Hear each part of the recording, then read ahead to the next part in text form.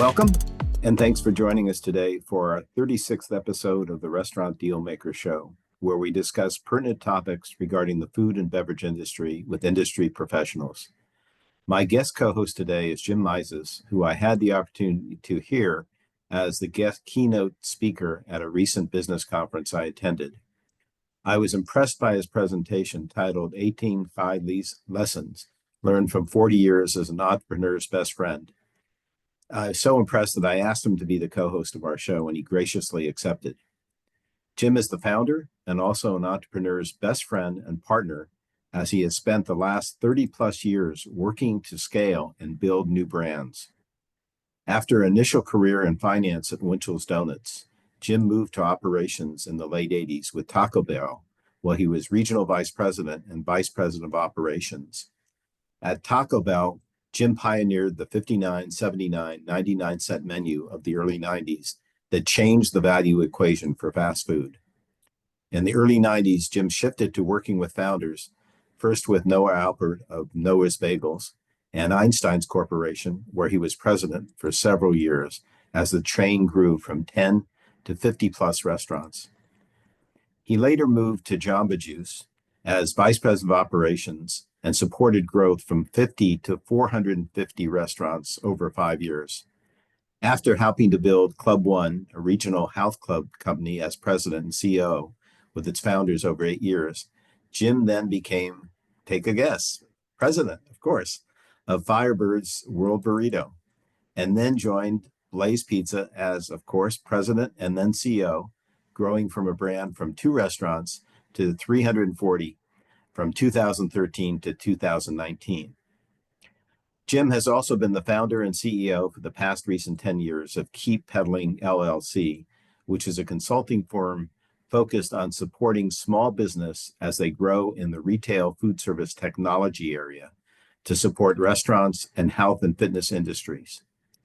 Since retiring in 2019, Jim has devoted his returning phase to helping entrepreneurs in their restaurant and restaurant technology space. Jim is a board member for Rackson Restaurants and Sitezeus. Jim is a strategic advisor for Dave's Hot Chicken, Ovation, Yoobic, Adentro, Kia AI, and Loop AI. So without further ado, it's my pleasure to welcome Jim to our show as co-host. Welcome, Jim, and thank you very much for joining us today. I'd like to start by asking you the first question. Curious to know how you got started in the food and beverage business and what was your first job in the industry? Sure. Well, it's great to be here, Steve, and thanks for having me. My pleasure. I really started in the retail business with my father, who had a retail pharmacy in St. Louis, Missouri.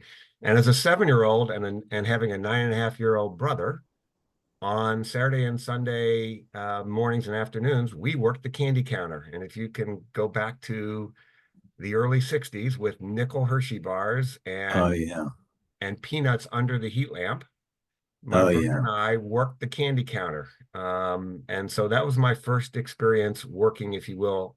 It wasn't restaurants, but it was retail. And my favorite story of that is then when I turned 10, my father, I'll never forget the day, put a paintbrush in my hand and said, "Jim, what marketing promotion would you like to start at our store?" And Hershey's had just raised candy bars from a nickel to a dime. All right. And so we did 3 for 25 cents. And so I took a white paint and window painted our windows, which, by the way, we also did at Taco Bell, talk about that later, for $59, $79, $99, and painted 3 Hershey bars for 25 cents and watched sales go up, right? Wow, that's cool. So at a very early age, started to understand discounting and, obviously supply, demand, and price elasticity from an early age, and my father was really behind that. Wow, that's cool. So where did it go from there? I mean, what was your real first, paid job in the hospitality industry? So because my father had the store, I never worked in restaurants all through my high school days because I worked for my father in his retail pharmacy. But after graduating from Dartmouth and UCLA and working in corporate finance for quite a while, I moved over to Winchell's and Denny's and ran the financial planning department. And I was fortunate enough to have a great boss who said to me one day, Jim, we're going to make you the CFO, but to do that, you have to go through the controllership. My degree's in accounting, but I really didn't care for accounting. And when he told me that I had to actually keep the books for 2 years for Winchell's and Denny's, I was very disappointed. And he saw the look on my face and he said, Jim, but you don't want to be a 40-year-old director of financial planning because that career will take you nowhere. So he said, you're so good with people and you're so good with explaining the business world, your business acumen. Why don't you learn how to run a restaurant? And we'll pay for you. We'll pay for you at your current salary for you to learn how to run a restaurant. So Huh. I ran at Winchell's for a few months and then became a multi-unit guy and worked my way up there. And then Taco Bell came calling. But I really learned to run a restaurant from a terrific operator who's a franchisee today who taught me the nuts and bolts of running a restaurant when I was at Taco Bell. Oh, that's cool. That's great. So what is your favorite part of a hospitality business? Well, the favorite part is people development. So, Of course. Steve, I think that, my favorite interview question was always, why do you get into this business, right? It certainly can't be because you love it when your team members don't show up. This is what I ask at GM candidates. You can't love it because your sink backs up during rush hour or the toilets do, or the POS goes down. Why are you in this business? And there's only three answers that you can give that are meaningful to me. Number one, you love to develop your team. Huh? Number two, you love serving guests. And equally as important, you actually love posting results on the scoreboard. And what I mean by that is not just the financial results. It can be your consumer guest satisfaction. It can be your employee retention, et cetera. But you have to want to see the numbers, improve upon them. And if you don't have those three things as the reason to be in the business will overtake you and you'll quit. Right. Yeah. It's all about people and service. Exactly. And yeah, I know, but I had situations myself as a customer. I've gone in, the food has been mediocre, uh, but the service was so great that it just offset, the bad experience I had with the food, and I went returned to that restaurant because I had such good service. Exactly. And service is so important. And I know we always had a motto when we had our restaurants that the customer is always right. Because it's sometimes difficult to really grin and bear that at times, because we both know that sometimes there are customers that are just outrageously challenging, but you just ought to get a smile and say, thank you very much. Please come again. Mhm. Yeah, but Exactly. that's the big part of the business is people. And I know my father was a very, very strong advocate of being real people oriented, and he would insist that nobody in the organization would call him other than Art, his first name. Right. He was just very adamant that he wanted to be on a first name basis with everyone, and he was just an incredible people person, and I learned a lot from him. And I always strive to live up to his personality, which is very difficult to do. I mean, that's what basically built his business. Anyway, what event or events have been most challenging in your career, and how have you dealt with those challenges? Yeah. Well, I would tell you, I think people are always the biggest challenge as well as the most amazing opportunity, right? Mm-hmm. But the challenge is always to find the right people who fit the role, as they always say, get the right people, get the right people in the right seats on the bus. And when it isn't the right person, having to part ways, that's always the real challenge. And you obviously want to hire slowly and understand the person and fire fast when someone's not living up to their accountability and their responsibility to the brand and to the team.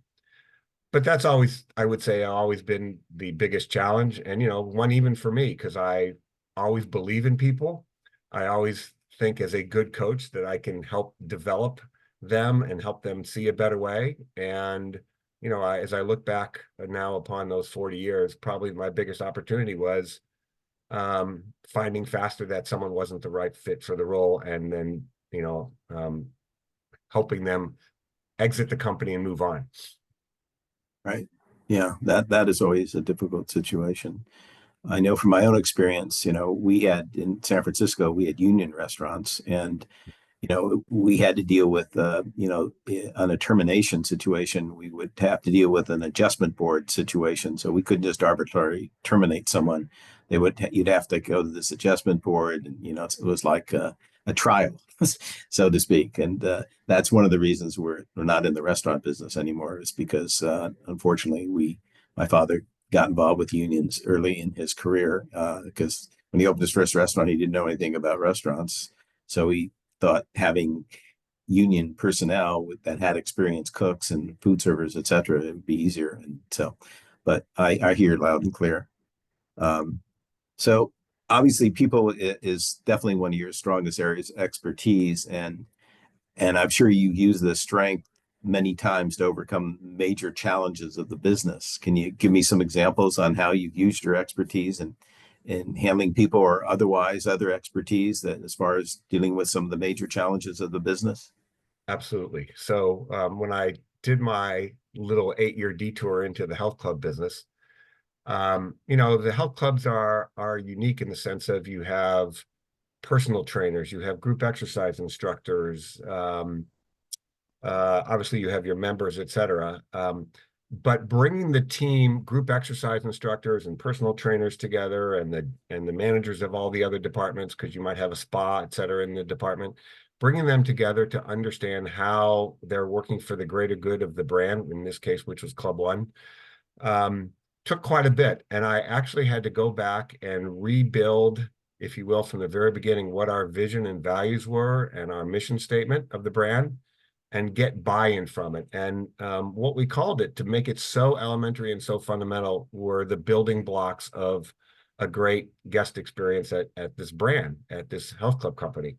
And getting buy-in to that took really peeling away from everybody their ego to a great extent, and helping them understand how, when they came together and actually could mix being a personal trainer and a group exercise instructor, they could make more money, they could create a better experience for the guest, and we could elevate our brand.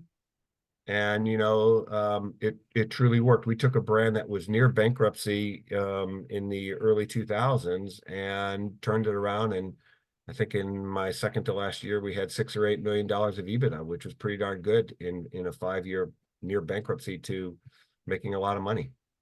Wow, that's something. Wow. But it always comes back to people, and aligning them to deliver the results and the expectations. Yes. Wow. That's a great story.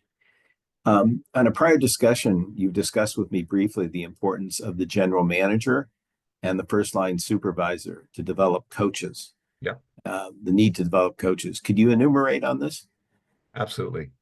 So I think everyone who's listening know, the restaurant industry is really a trade school. All right. We take young people who are in high school and need a job, or in college and need a job, and are looking for a way to support themselves or their families. And, for those who don't go to college, restaurants are a great opportunity to really grow. And so what is needed at the restaurant level is a general manager who is a coach and developer of people. I've yet to see a S on the chest of a great general manager in a restaurant. They're not Superman or Superwoman. What they are super coaches. And when they can align and engage these team members to, again, serve the guest and work together as a team to deliver the brand experience, whatever that may be in each and every brand, then I think that that individual who may be looking to see who they are and finding themselves finds their way. And Steve, as you know well, probably the very best general managers and multi-unit supervisors started as team members in the restaurant business. And they didn't think they were going to end up in the restaurant business. But what they found is they were good at serving guests. They were good at working with their colleagues. They got promoted into a supervisory role, and they saw that they could actually enhance the team and that they enjoyed that leadership and the money that came with it. And lo and behold, again, to the greatest joy that there is from operating restaurants, it is in developing people and seeing someone go from hourly dishwasher or POS, someone who's running the cash register, to today someone who's COO or CEO of an organization in a restaurant business, and it happens all the time still. Yes, I agree with you. I know from my own experience, I started washing dishes when I was 15, and then, cooked for many years, and, food server, and then assistant manager, et cetera. And because of that, and because of other people that sort of followed that career path in our company, they turned out to be the most empathetic and most successful managers, because they've been through all the trials and tribulations of the jobs that they're now supervising, and so they have real empathy, and they can relate to the people, from their own past experience in doing those jobs. So I think, as you've indicated, you know, the most successful, at least from my experience, has been the general managers. In fact, we had a program in our company. It was called Fraction of the Action. We took a page from Sambo's. I don't know if you remember Yeah, Sambo's of restaurants. course. Yeah. And the Battistones, they started Sambo's, and they had this great program where they would allow a manager to become a 20% equity interest in that restaurant. And then for additional incentive, they could buy 5% increments of other restaurants. And Wow. that's was this basically the formula that led to their expansion. Unfortunately, the SEC, after having this program in place for many years, basically said they would have to disassemble that whole format. And unfortunately, that was the beginning of the end of that company. But it all goes back to these general managers that became managing partners, and we took a page out of their book at Zims and tried it ourselves. And sure enough, the guys that became the managing partners were the guys that started at dishwashers, and then became cooks, and then front of the house supervisors. And again, they were the most successful people by far. They had real empathy in dealing with, all the trials and tribulations of the various jobs involved in, making the experience, happen. So I fully concur with what you said there. If I could just add this piece as well, and I go Please. back to my earlier story. The moment of change in my career was that CFO who said, we want you to learn the restaurant business, but you've got to learn it from the ground up. All right. You're going to go learn you're going to make donuts before you become the GM of the donut store. Right. Right. And at Taco Bell, when I moved from Denny's and Winchell's to Taco Bell, I had to start again as a team member, then a general manager for 3 months, and a district manager for 6 months. And I worked in every role, and I'm so grateful for it today, because I don't think if you go into a leadership role in the restaurant business and you don't really understand the restaurant business and have worked it, I don't think you can relate well or understand what it is that it takes to be successful. Yes. I met with a team, a husband and wife team that own a couple of very successful restaurants in the East Bay, and they were telling me on how the attitudes have changed with the current generation of people that work in the restaurants. That they find that they're not as work oriented as older generations. And I don't have, fortunately, I haven't run restaurants in the last 25, 30 years or so, but I know what you're thinking on that. Do you think there's a different philosophical outlook for the current generations about, physical aspects of doing, work in a restaurant versus the older generation that would just jump in there, with everything they had and to make it happen? Well, I think that's a fair generalization, but with every generalization, of course, there's the exception. Yes. And as you mentioned, I'm an advisor for the fastest growing brand in the history of food called Dave's Hot Chicken today.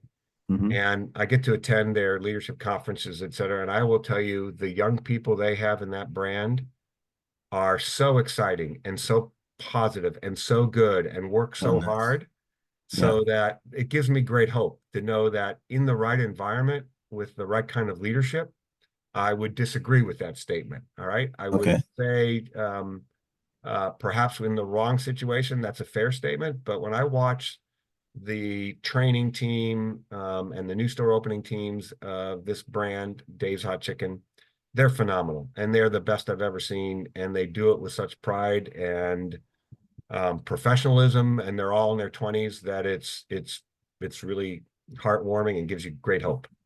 That's good to hear. Yeah, I think maybe the reason for the negative input I got from these folks, they've been so immersed in the business for so many years that they're quite frankly burned out. And Yeah. maybe they just aren't as objective as they need to be in order to, run a successful team of folks.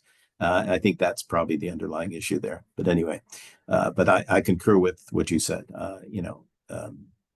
There are a lot of younger people that I see elsewhere that are very successful and work their butt off. So as a follow-up question, does a restaurant general what does a restaurant general manager need to be successful? Great question. Um, I think a couple key skills. I think first off is their ability to relate and connect to their team. All right, and communicate with them the expectations for delivering the brand experience. Then they must have good organizational skills because the GM gets pulled in so many directions. And they have to be able to, multitask in a variety of situations. So communication, organization, I think providing feedback, which is again, communication is so critical. Holding people accountable and showing them the way, demonstrating, all right, and then observing is also really important. And most of all, developing. The key to the restaurant general manager is his or her ability to develop their assistants and their shifts. And so identifying those team members who have leadership skills and who have traits that make them peer leaders amongst the 20, 30 team members in the restaurant, and then developing those folks is critical to their success. Okay, great answer. So what advice would you give to an experienced restaurant manager who is considering starting his own restaurant with a new concept? Okay, the very first thing I would say is, what are your points of differentiation? All right. The world does not need another pizza restaurant or a burger joint. All right. But it might if you have some real points of differentiation. So I would always ask the general manager who wants to open up their own restaurant. Okay, what are your points of difference? Then I'm going to ask, do you have a vision of one, or do you have a vision of many? Because if you have a vision of one, it's all about you. All right. If it's a vision of many, then it's all about the experience you're going to create and the brand name. And that'll get back to everything I think it takes to create growth for a brand. And then the last piece is, what's your funding? Because Steve, you know as well as I, most restaurant startups underestimate the capital required and the working capital to keep a restaurant going in those early phases. Right. Yeah. That's where a lot of I find owners fall short. And we spell out to them specifically, they should have at least 6 months of working capital, Yep. whether it be, 6 months of payroll just tucked away for the unexpected, because unfortunately, life brings unexpected things to us, whether it be COVID, the Great Recession, earthquakes, you name it. It's just reality. And I've seen a lot of very good operators. They finally got on their feet, but they incurred so much debt because they had to borrow money in order to fill the gap till they got to the place where they were breaking even, that they were forced to sell because they just couldn't deal with the debt, even though they were operationally, financially, successful. Yeah, that was just really very sad. Very sad. So, how do you foresee food and beverage operators maintaining their customer base when their customers' disposable income is decreasing and the operators' costs are increasing far greater than their ability to offset these costs with increased menu prices, which we're seeing so much of today? Lack of disposable income is a real issue, as you know. And operators can only afford to raise their prices so much. I mean, I even think you were hearing that Starbucks is having problems with their customer base because people just don't have the kind of money to go out and regularly buy $5 plus coffees. What's your thinking on this? Sure. So look, it is a tough operating environment, especially here in California. Um, but there are things restaurants can do to win in these challenging times. I think it starts with, again, what you said earlier, delivering a great customer experience, a service experience, so that even if the food is good, not super, you're interested in going back because of how the restaurant made you feel. Then secondly, I would work on menu optimization. All right, there are always, over time, restaurants get a little spread and perhaps do too many things, just Right. average and not focused on the things they do really well. I would go back and look at my menu mix and optimize the menu for those products that deliver the best value. Hmm.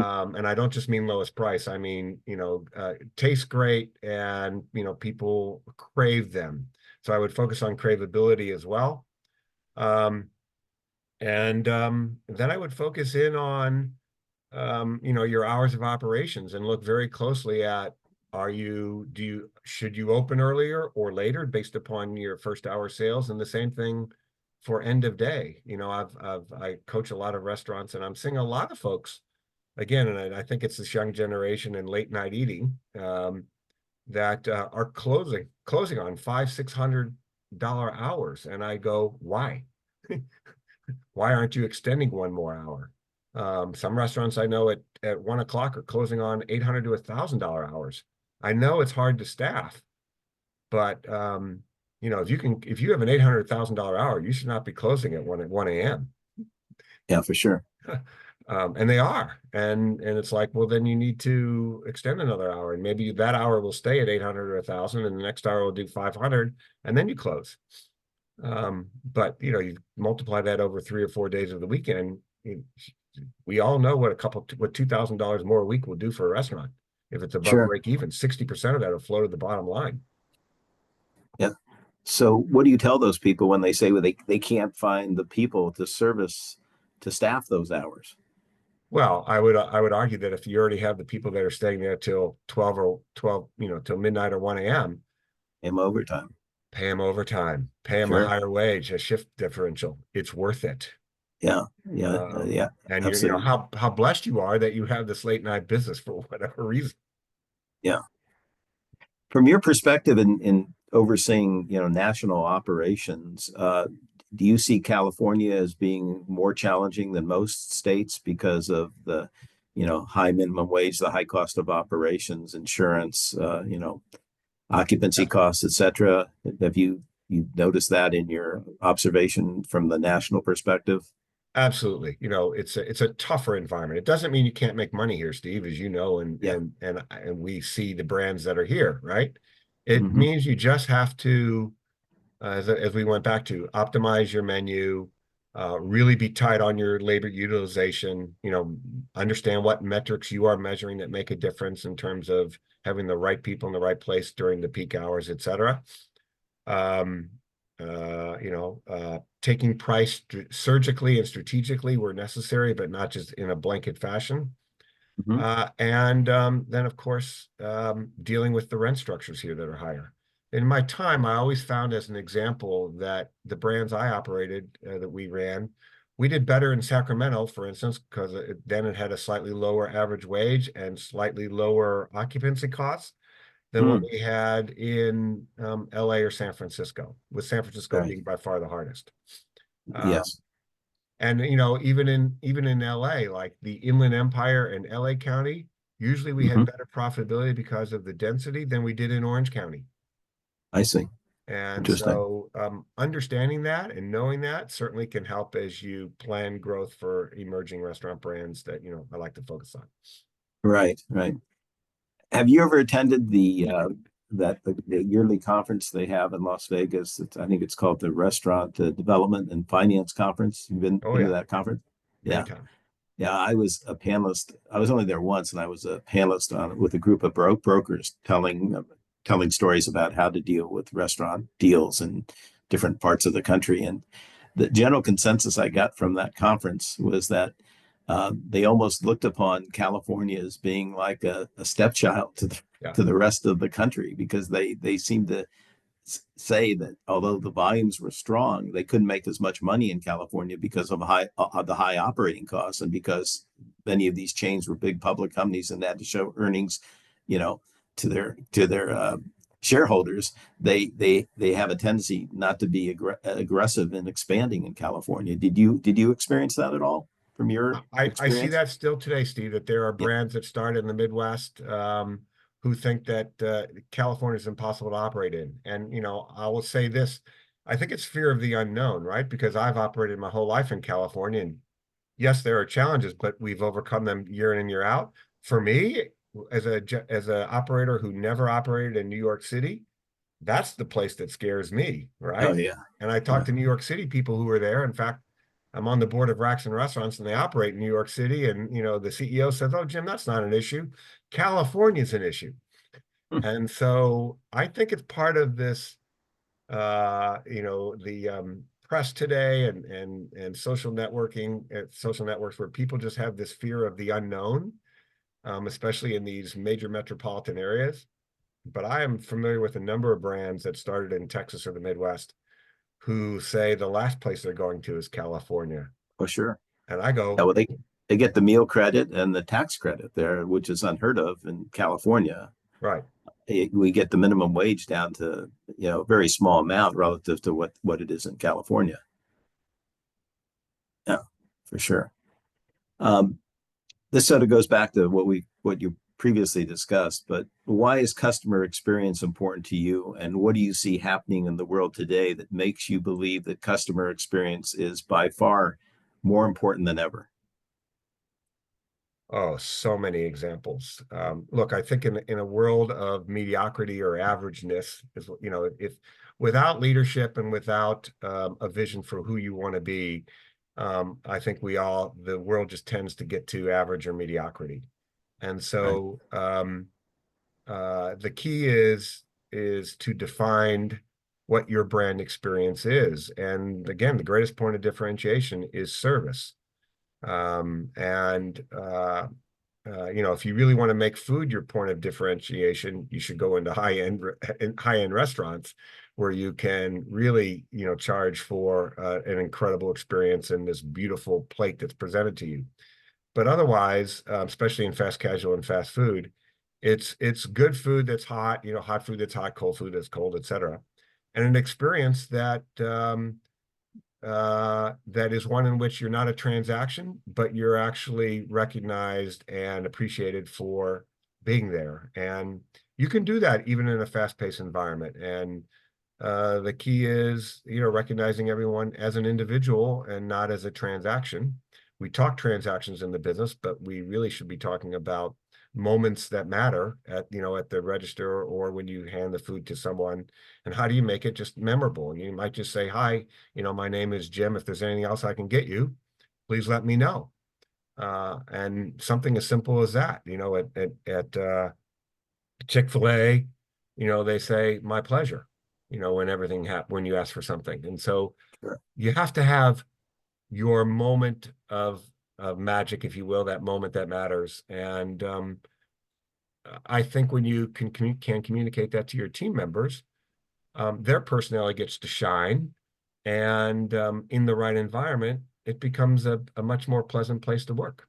And it's not just about assembly of food, it's about the experience that you're delivering for the guest. Yes, I agree with that. Yeah. Being pleasant and being interested, taking an added interest in the customer and saying thank you and can get you anything else and my pleasure to serve you. Those are all very important things and memorable in the customer's eye in terms of thinking seriously about coming back without a doubt. So you've obviously been exposed to many high-powered people in your career, and I'm curious to know, who do you admire most in the food and beverage industry, and why do you admire them? Okay, great. So my two favorites are the two Howards at Starbucks, Howard Schultz and Howard Behar. And why do I admire them? Because I think they led with heart and soul and they put people first. I think in the last few years when Howard coming back a couple of times, maybe that at least put a couple scratches on his legacy. But from my point of view, what the two of them did, Howard B. Hart being behind the scenes and the true heartbeat of the organization, and Howard Schultz as the lead ringmaster, so to speak, but always with a sense of taking care of his employees and starting with Beanstalk and all the things that he did for the employees. I think in the 80s, 90s, and early 2000s, led Starbucks to its greatness. So they're going to go through changes right now, but I think they really are fantastic. I also admire Will Guidara, who's written Unreasonable Hospitality, his book and how he took his restaurant to the #1 restaurant in the world and trained his team to find these moments of magic and delight the guest. I admire what he did and the journey that he was on with his restaurant to create the finest restaurant as recognized by Michelin, which is pretty Which incredible. restaurant is that? What is it? 11 Medicine Park. I've never been to the restaurant. Um, Okay. but he's part of Danny Meyer's group. He was. Okay. Now he's written a Got book it. on reasonable hospitality. Okay. Cool. Terrific book. Yeah. I have to remember that book for sure.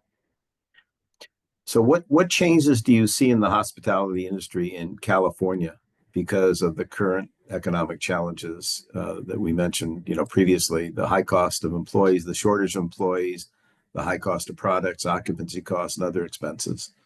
Um,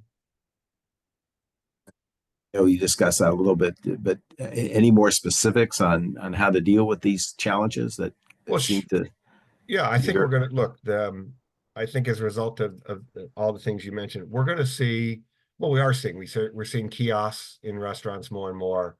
It's not to eliminate that experience at the front counter, but I think it's not only the kiosk today touch uh, kiosk, but I think you're going to get to AI voice kiosks where you're going to just go up to this box and you're going to say, I'd like to order A, B, and C, and it will all do it for you. That's coming. I think you're seeing robotics in restaurants, again, to take away the mundane tasks that, again, don't add value for the guest. An example is the fryer robot. And, I know a number of restaurants are testing that. Voice AI in the drive-through, it's coming. I don't know, will it be here in the next, in scale in the next 3 years? I think the answer is yes. It's rapidly getting that good. And so what you're going to see is things of repetition, things that don't matter to the guest experience can be replaced. But what it's also going to do is put a greater emphasis then on that consumer experience being even better and enhanced with those moments that matter when you do have an interaction between two humans. And so I think, could you see greater table touches in fast casual restaurants? Absolutely, because they're not going to have to deal with some of the tasks that are so mundane today. And what I love about the industry is it's innovative, and higher prices and costs uh, push innovation. And in general, this is an industry of followers, but the leaders who are the ones who do innovate and lead the way generally gain an awful lot, and the first followers of that innovation also win. It's the slow followers who never really catch up. yeah. Um, and in fancy Michelin star restaurants, I mean, do you see any application for AI or some of this technology that you just mentioned? In white tablecloth, I think there's a way, where I think there's a time coming soon, Steve. If there's a restaurant you go to on a regular basis, you may sign up through Open Table, and when you come in, the waiters will know this is what you ordered last time, maybe your favorite bottle of wine that you ordered last time, and maybe even suggest that. Um, Perhaps have a surprise and delight because this is your second time in 6 weeks that you're there. I don't know. I think there's all sorts of ways to create moments of magic that AI can help with. That's an And interesting and response. yeah, Yes. as you said earlier, I'm on a number of boards that are supporting technology to help restaurants. And Steve, I can tell you today, and again, I'm not a technologist, but an AI agent is helping software engineers take programming that used to take 6 weeks to implement down to 6 hours, all right, or 6 days. And the real challenge is now getting these software engineers to understand how to use these AI agents to create the software and the programming that we're all looking for. But we all know it's just going to accelerate. And what I don't know is exact timing, but I do know these companies that I'm working with are making great headways because of these AI agents. Well, that's very interesting. It's sort of it's going to have a negative impact on the workforce, I would think. I mean, AI will basically eliminate some people, don't you think? I hope it doesn't eliminate. I hope it redeploys them into more value-added roles. All I right. see. Look, even with a voice activated kiosk or a touch screen kiosk, you still need someone to help people when they get confused. All right. Hmm. Um, I think there will be a time where you're really not going to use cash, but you still need someone for those folks who want to use cash at a restaurant.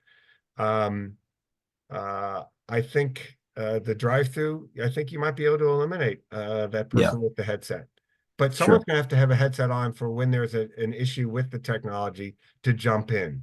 All right. So you're not eliminating the person, but just think of that person now being more productive Yeah, and efficient because they're not necessarily focused on punching into a POS device what someone is ordering, but yeah, solving a problem. And in the meantime, putting the order together, wrapping it up, etc. and Or delivering it. yeah. Got it. Yeah, I hear you. That So makes sense. that's where I think it's going. I think we're going to actually just get greater productivity and create a better experience for these team members Yeah, than some of the mundane tasks that they do, over and over that are just mindless in a way. yeah. No, I hear you. That makes sense. So therefore, they'll be more motivated. They'll be doing more tasks that they get satisfaction from rather than mundane, less motivating tasks. Yeah, makes Yeah, sense I'm for looking sure. forward to the day where there are no people who are washing dishes in the restaurant. That it's, I mean, you've been there, I've been there. Talk about a thankless Yeah, task at the end of the yeah, day and throughout the day. yeah. How about cleaning the restrooms? So they're gonna have a robot to go in there and flush out the toilets and Ah, clean the sinks and scrub the floors. I think that's coming in one day. Absolutely. That'd be nice. And I know in a number of higher volume restaurants today, they actually, at least at the end of the day, bring in a cleaning service so that Yeah, the sure. team that's been making food for 6 hours as they close down the restaurant at night, they don't have to do it at night. I think that's Yeah, just all part of the evolution of the restaurant industry. yeah. No, I hear you on that. Yeah, that makes sense. So next question. Of all the many accomplishments you've achieved, and there've been a lot of them throughout your career, what single accomplishment has been the most meaningful to you? Yeah, great question. It's the development of Noah's Bagels, which was 1994 to 1997. I've had a lot of great, quantitative accomplishments beyond that since then. But what I loved about Noah's is we were this unabashedly Jewish kosher bagel bakery and the largest in the world at one point. And we were able to take team members who had no idea about Jewish culture, Jewish heritage, and share with them that culture and heritage and help and have them bring it to life in all these restaurants across California, Oregon, and Washington. Yeah. In addition, I not only did I have that great experience, but I have a great friendship with the founder, Noah Alpert, today. Hmm. And today we ride bikes together, play golf together, reminisce about those great years at Noah's Bagels. And that's as rewarding as anything I've ever done is to have a great friend today. That's nice. Yeah, and I can relate to that because I know Noah as well. And I told you I sold Noah's vegetarian, vegan, kosher restaurant in Berkeley as Yeah. one off. And so I got to know him from that perspective, and he's a real mensch, Yes. for sure. Let me ask you this: what does Noah think of Noah's Bagels quality today? Um, That's a dirty question. as he says, we don't go into the restaurants anymore, Jim. And as Right. Noah taught me, when you transfer ownership to another team, uh, and you take your hands off the steering wheel and your foot off the gas and the brakes, Yes. you just let them drive. And that's what you have to look forward and never look back. Yeah. And It's a lack of TLC, right? Tender loving care. yes, and Yes. again, Einstein's bought it. It's their um, right to do with it as they choose, and they are where they are today, whatever that is. And I think Noah and I would both say we wish them the best of success with both brands, Yeah, but it's not what it was. sure. I got it. All right. So my last question to you is, how do you like being in the retirement mode, serving on various boards versus being in the hot seat and dealing with the day-to-day pressures of running a competitive food and beverage business? This is a blessing. Um, I really I read a lot of books and was worried about retiring in 2019. I knew I had a lot of good hobbies in terms of cycling and wanting to get better at golf. But I also read everything that said you have to have a purpose in this next act or this next phase of life. And at my heart, I'm a coach. And what I decided was that boy, if I can coach young entrepreneurs both in restaurants and in technology that supports restaurants, what a blessing that would be. And I've worked very hard to do that. And I only work with what I consider to be um, young entrepreneurs who have uh, great values that I align with, and who want to grow and learn, but are very strong-minded themselves in terms of how they want to build their business. And for me, it's pure joy now to support them, to make connections for them, to at times, as I say now with inflation, I give them my 25 cents worth of advice, not a nickel. Because because of inflation, I'm now worth 25 cents, I figure. Uh, and it's an ultimate joy. It's only about 5 to 10 hours a week, and it's really a lot of fun. That's cool. So if one of these young, great entrepreneurs want to get in touch with you, what's the best way they can do that? I would say if I don't know who they are and they're interested in perhaps learning more how we could work together, I would connect with me on LinkedIn to start.